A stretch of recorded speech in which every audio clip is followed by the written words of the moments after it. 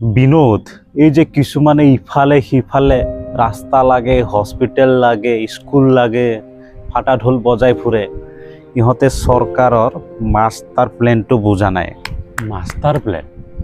কি master plan Bhushan দা? আৰে স্কুল কলেজত পঢ়িলে মানুহৰ মগজু গজিব, প্ৰশ্ন সোধাৰ অহংকাৰ বাঢ়িব। সেইকাৰণে স্কুল বন্ধ কৰি তোৰ অহংকাৰ ভাঙি তোক নিস্বাৰ্থ ভক্ত বনাইছে। আৰে বাহ, কি মগজু ভূষণ দা! আমাক হস্পিটেলো নালাগে, স্কুলো নালাগে। আমাক বিশ্বগুৰুৱে থালি বজাব ক'লে আমি থালিও বজাম, তালিও বজাম, দিন ৰাতি ছালত উঠি বজাম। হাস্পতালত বেমাৰী থাকে বিনোদ, কিন্তু তোৰ থালি তালিৰ শব্দই শত্ৰুৰো বুকু কঁপাই তোলে। ভূষণ দা, কাইলৈ যদি চাউল তেলৰ দাম 20 গুণো বাঢ়ি যায়, আমি আধা পেটে থাকিম, কিন্তু চৰকাৰক প্ৰশ্ন কৰি নিজকে দেশদ্ৰোহী নবনাও।